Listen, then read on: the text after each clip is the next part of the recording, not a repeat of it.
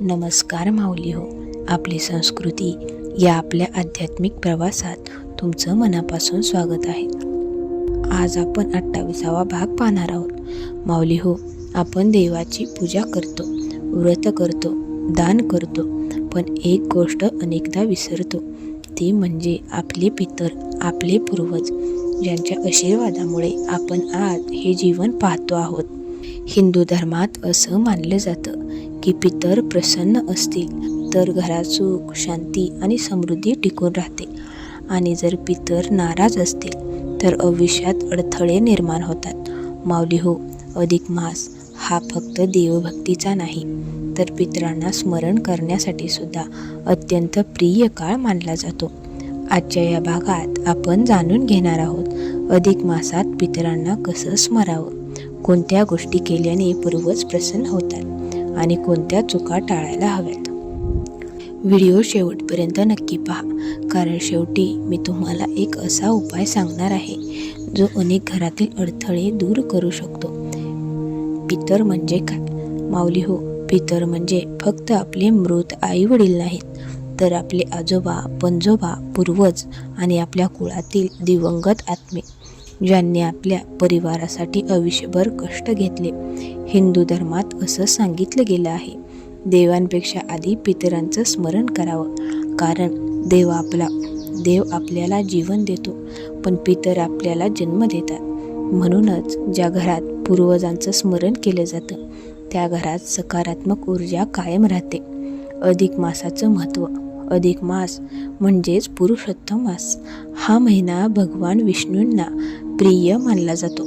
या महिन्यात केलेली पूजा, जप, दान आणि सेवा अनेक पटीने फळ देते, आणि म्हणूनच या काळात पितरांना स्मरलं तर त्यांचीही विशेष आशीर्वाद मिळतो.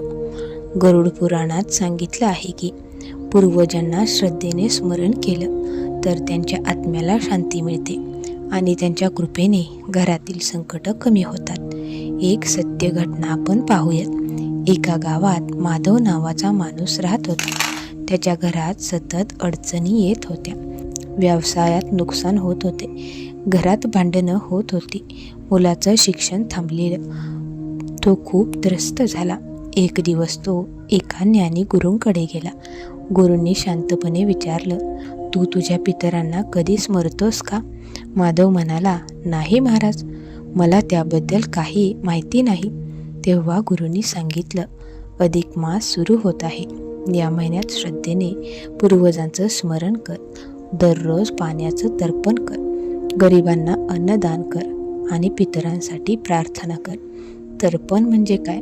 माऊली हो, अनेक लोकांना वाटतं तर्पण म्हणजे खूप मोठी पूजा, पण तसं नाही. तर्पण म्हणजे श्रद्धेने पितरांना जल अर्पण करणं. सकाळी स्नान करून पूर्व दिशेला किंवा दक्षिण दिशेला तोंड करून तांब्यात स्वच्छ पाणी घ्यावं. त्यात काळे तीळ टाकावेत आणि मनात आपल्या पूर्वजांचं स्मरण करत हळूहळू पाणी अर्पण करावं. त्यावेळी म्हणावं, हे आमच्या पूर्वजांनो, तुमचा आशीर्वाद आमच्यावर कायम राहू द्या. ती छोटी कृतीसुद्धा खूप पुण्य देणारी मानली जाते. अधिक मासात करायच्या गोष्टी. माऊली हो, या महिन्यात पितरांसाठी या गोष्टी नक्की करा. सकाळी स्नान करून पितरांचं स्मरण करा, तर्पण करा, गरिबांना अन्नदान करा, गाईला भाकरी द्या, कावळ्यांना अन्न ठेवा, विष्णू सहस्त्रनाम वाचा, भगवद्गीतेचा एक अध्याय वाचा, घरात शांतता ठेवा, कारण जिथे भांडणं असतात तिथे पितरांची कृपा टिकत नाही. कावळ्याचं महत्त्व. माऊली हो, हिंदू धर्मात कावळ्याला पितरांचं प्रतीक मानलं जातं. म्हणूनच श्रद्धा किंवा पितृकार्यामध्ये कावळ्याला अन्न दिलं जातं. असं मानलं जातं की कावळ्याने अन्न स्वीकारलं तर पितर प्रसन्न झाले. अधिक मासात जर तुम्ही रोज थोडंसं अन्न कावळ्यांसाठी ठेवलं तर ते खूप शुभ मानलं जातं. कोणत्या चुका टाळाव्यात? माऊली हो, अधिक मासात काही चुका टाळणं खूप महत्त्वाचं आहे. आई वडिलांचा अपमान करू नका, वृद्ध लोकांना दुःख देऊ नका, अन्न वाया घालवू नका, खोटं बोलू नका, राग आणि भांडणं टाळा, कारण पूर्वजांचा अपमान म्हणजे स्वतःच्या मुळाचा अपमान. माधवने गुरुचं सांगणं मनापासून पाळलं. तो रोज तर्पण करू लागला, गरिबांना अन्नदान करू लागला. घरात देवाचं नामस्मरण सुरू झालं. हळूहळू घरातील वातावरण बदलू लागलं. व्यवसायात सुधारणा झाली, मुलांच्या शिक्षणात प्रगती झाली आणि सर्वात महत्त्वाचं, घरात शांतता निर्माण झाली. माधवला जाणवलं की पूर्वजांची कृपा खरंच आयुष्य बदलू शकते. पितरांचा आशीर्वाद का महत्त्वाचा? माऊली हो, आपण झाडाची फळं पाहतो, पण त्यामागची मुळं दिसत नाहीत. पितर म्हणजे आपल्या जीवनाची मुळं. जर मुळं मजबूत असतील तर जीवनाचं झाडही मजबूत राहतं.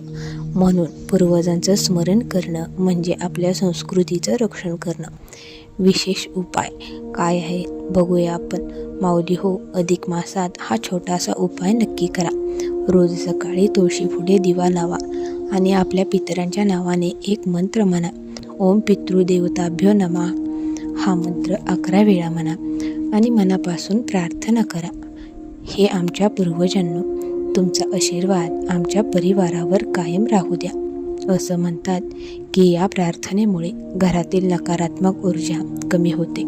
माऊली हो, अधिक मास हा फक्त पूजा करण्याचा काळ नाही, तर आपल्या पूर्वजांप्रती कृतज्ञता व्यक्त करण्याची संधी आहे.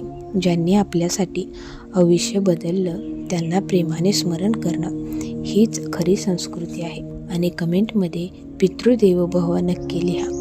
आणि व्हिडिओ आवडला असेल तर लाईक करा, शेअर आणि सबस्क्राईब करायला विसरू नका.